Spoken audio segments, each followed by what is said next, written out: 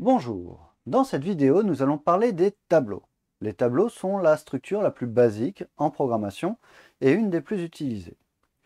Un tableau, c'est un conteneur séquentiel, c'est-à-dire que les éléments sont organisés en séquence avec un premier élément, un deuxième élément, un troisième élément, etc., etc. Donc les éléments ont une position donnée. Et on va vouloir accéder à ces éléments via leur position ou en disant je veux le premier élément, le dernier élément ou un élément quelconque, le cinquième élément, etc. Je vais vouloir également ajouter des éléments à la fin ou au début, en supprimer à la fin ou au début, rechercher si un élément est présent dans mon conteneur ou également chercher quel est le minimum ou le maximum des éléments présents. Alors, à quoi ça ressemble un tableau? Un tableau, ce sont tout bêtement une succession de cases en mémoire qui sont à la suite. Et du coup, c'est à la fois un avantage et un inconvénient. C'est un avantage parce que je sais exactement où vont se trouver toutes mes cases. Parce que je connais où est la première case, on va l'appeler tab, et si je veux tab 0, ça veut dire en gros c'est l'adresse de mon tableau décalée de 0 cases, puis tab 1 décalé d'une case, tab 2 décalé de 2 cases, etc., etc. Donc si je cherche la cinquième case, par exemple, je vais prendre l'adresse de départ, je connais la taille d'une case, je vais faire tab plus 4 décalages pour arriver à la cinquième, et j'aurai directement la position où je vais trouver mon élément.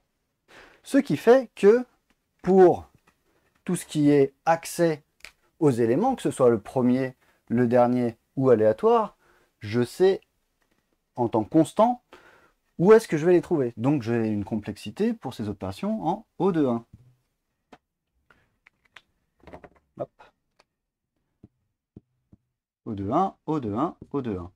Ça, c'est super bien et ça nous servira pour pas mal d'opérations par la suite. Pas pour celle-là, mais vous allez voir quand on fera par exemple les tableaux triés, ce sera très intéressant de pouvoir accéder à n'importe quel élément très rapidement. Là où ça va se gâter, c'est quand j'ai un ajout d'éléments. Donc là, nous avons notre tableau, donc avec 4 cases, et dedans, j'ai potentiellement des valeurs. Par exemple, celle-là. Je veux ajouter à la fin. Hop là. Alors, si je veux ajouter à la fin, vous allez me dire, c'est très simple, j'ai juste à mettre quelque chose ici. Oui. Sauf que, j'ai certes toutes ces cases-là qui sont dans mon tableau, mais ce qu'il y a après en mémoire, peut-être que c'est déjà pris. J'ai deux cas. J'ai soit la case derrière est déjà occupée par autre chose, donc dans ces cas-là, je ne peux rien rajouter. Qu'est-ce que je fais dans ces cas-là? Il faut que je trouve un endroit dans ma mémoire où j'ai 5 cases de disponibles. Et dans ces cas-là, il faudra que je recopie tout mon tableau. Hop. Donc, on aura forcément, si j'ai 20 cases, 20 recopies. Si j'ai 1 million de cases, 1 million de recopies. Donc là, je recopie mon tableau, et une fois que c'est fait, j'ajoute ma nouvelle valeur. Donc ça, c'est dans le cas où je n'ai pas de place à la fin. Après, il y a bien sûr des cas beaucoup plus simples, où j'ai, à chaque fois, de la place derrière. Dans ces cas-là, au lieu d'avoir une case rouge, on va la mettre en vert, c'est une case de disponible. Personne n'utilise cette ressource, ou alors peut-être que j'ai même moi-même fait l'effort de faire en sorte qu'elle soit disponible. Ça, on le verra dans une autre vidéo où on parlera des tableaux avec une capacité, c'est-à-dire justement qu'on va réserver de la place à la fin du tableau pour justement être à peu près toujours dans ce type de cas. Dans ces cas-là, bien sûr, c'est beaucoup plus simple. J'ajoute directement ma valeur ici. Donc, dans le cas où l'ajout à la fin n'est pas encore possible à cause d'une case indisponible, je vais avoir du O de n. Si par contre j'ai géré le cas moi-même, je suis sur du O de 1. Ok. Pour le début, alors on va être sympa, on va se mettre dans le cas où il y a de la place à la fin. Je veux insérer ma valeur 4 au début. Et si je veux insérer ma valeur 4 au début, j'ai quand même le problème qu'il faut faire de la place pour pouvoir mettre cette valeur-là. Ça veut dire qu'il faut que je décale toutes les autres valeurs. Donc là, je vais forcément être sur du O de n. Pareil, si je veux insérer à une position aléatoire, hein, il faudra que je décale les autres cases.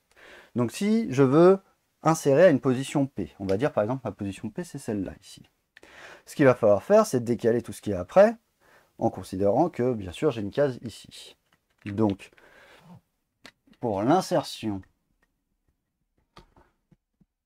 à la position, alors dans le tableau tab de taille n, à la position P de la valeur V, qu'est-ce que je dois faire?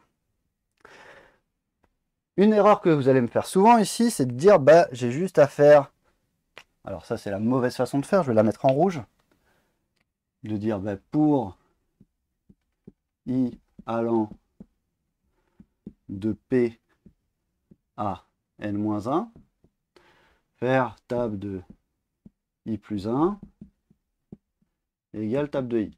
Donc je vais faire mon décalage. Ça ne marche pas. Pourquoi ça ne marche pas? Ben regardez, si je fais ça, je vais dire quoi? Je vais dire, hop,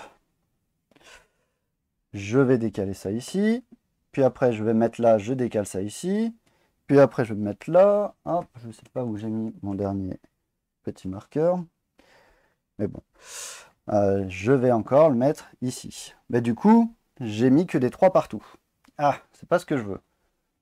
Ce qu'il faut pour préserver ces valeurs, c'est pas partir de P jusqu'à n-1, mais partir de n-1 jusqu'à P. Donc aller à l'envers. Hein, de n-1 à P. Et dans ces cas-là, qu'est-ce que ça fait? Donc n-1, c'est ici. Hein. Si mon tableau est de taille 4, ben, n-1, c'est la case 3. Donc là, je dis tab de i plus 1 égale tab de i. OK. Après, je me décale là, je fais ça. Après, je me décale là, je fais ça. Et voilà. Et là, maintenant, j'ai une position de disponible. J'ai ma position de disponible, donc dans tab de P, je peux mettre la valeur V. Hop! Et là, j'ai bien fait mon insertion. OK? Donc là, vu qu'il y a cette boucle qui peut potentiellement faire n tours de boucle, je suis en O de n.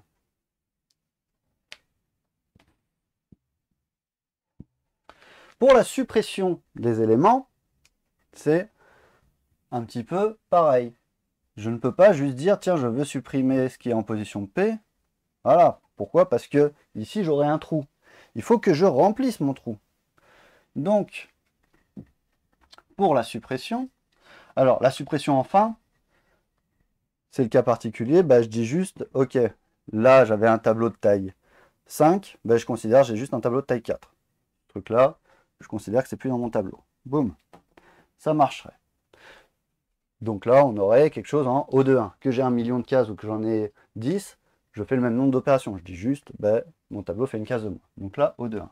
Par contre, si je veux supprimer au début ou à une position P, eh bien là, ça ne marche plus.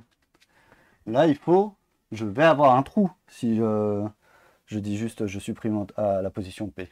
Donc là, on va l'appeler sup.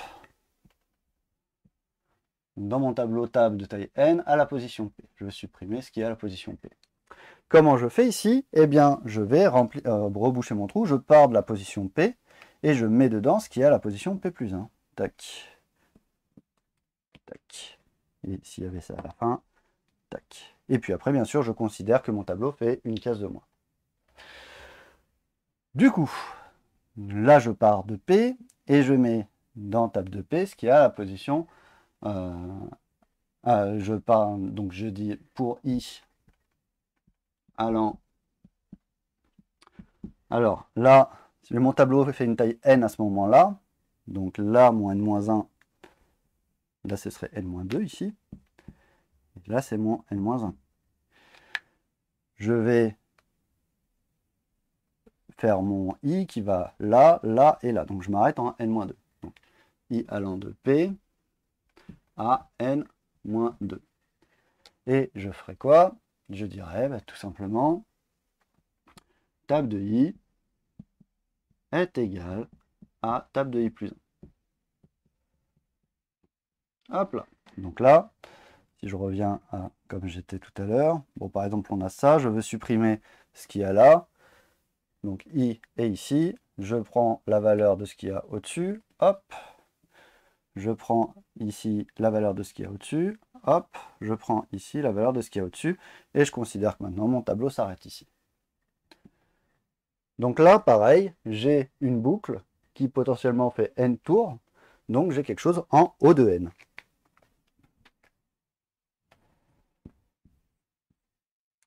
Pour la recherche d'éléments, bah, la recherche d'éléments, c'est très simple. Alors on va considérer qu'on a... Ouais, non, on va juste considérer qu'on a ça, du coup. Hop.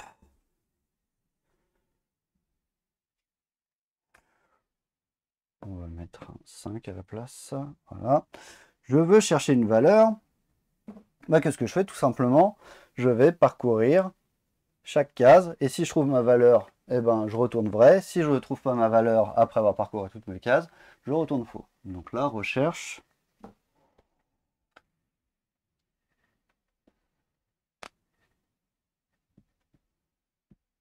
Dans un tableau de taille, table de taille n, je cherche la valeur v. Je vais faire quoi? Ben, pour y allant de 0 à n-1,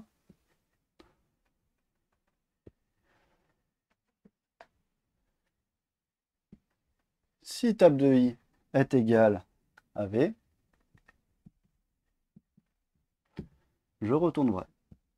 Hein, on sait que quand on fait un retourne, ça sort de la fonction, donc je ne ferai pas ce qu'il y a après. Si j'arrive ici, ça veut dire que je n'ai jamais trouvé la valeur, donc ma valeur n'est pas dedans, donc je retourne faux. Attention de bien le mettre en dehors hein, de la boucle. Ça, c'est une erreur que beaucoup de débutants font en algorithmique, c'est d'essayer à chaque tour de boucle de vouloir return à tout prix. Non, là vous voulez return si vous êtes sûr que bah, vous avez votre solution. Je cherche là à avoir quelque chose.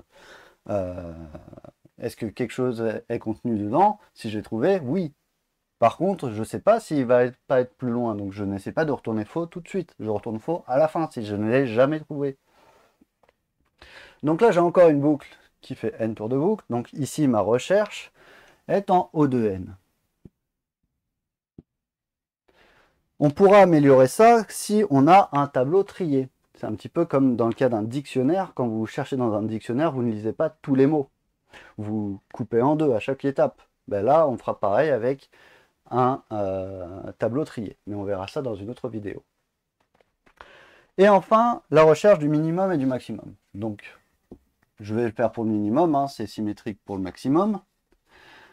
Alors là, encore une fois, je vais commencer par la mauvaise solution que vous me faites souvent en première année. Je cherche le minimum dans mon tableau de taille n. Ce que vous me faites, c'est vraiment dégoûtant, c'est je me demande est-ce que c'est table de 0 mon plus petit. Donc je vais le comparer avec toutes les autres valeurs. Si il est bien plus petit que tous les autres, je retourne table de 0. Après je fais la même chose pour 1. Après je fais la même chose pour 2. Donc vous me faites, alors on va l'appeler badmin, celui-là. Ce que vous faites, c'est ça, c'est pour i allant de 0 à n-1, est-ce que c'est plus petit? On considère au début que c'est le cas. Et puis je vais chercher, est-ce que j'en ai un autre qui est plus petit que table de i? Donc pour j allant de 0 à n-1, bah, si table de j est inférieur à table de i, bah, c'est plus le plus petit.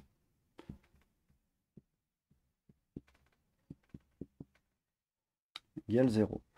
Si en sortant de cette boucle-là, plus petit est égal à 1, ou vrai, hein, c'est pareil, on s'en fout,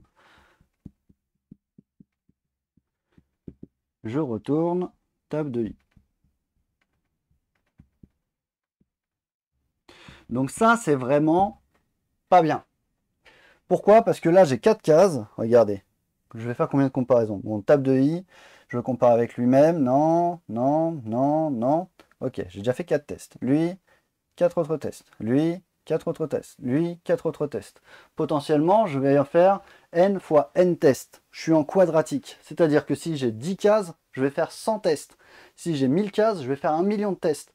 Si j'ai 1 million de cases, je vais faire 1000 milliards de tests. C'est énorme. On peut faire beaucoup mieux. Comment on peut faire mieux? Eh bien, c'est très simple. Ce qu'on va faire, au lieu de faire ce min tout pas beau, c'est on va juste considérer successivement nos valeurs. C'est-à-dire que là, je vais considérer au début que j'ai un minimum m qui est égal à la première case, table de 0. Et puis après, je vais regarder mes autres cases. Donc au début, min m, c'est 2. Voilà. Et puis après, je vais faire pour i allant de 1 à n-1. Si table de i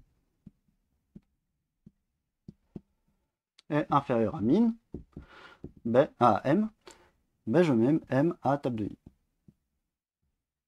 Et voilà. Et là, je compare juste une fois toutes mes cases. Je commence ici. Est-ce que 5 est plus petit que 2? Non. Est-ce que 1 est plus petit que 2? Oui. Je mets à jour mon minimum. Hop. Est-ce que 4 est plus petit que 1? Non. Mon minimum, c'est 1. On retourne m ici.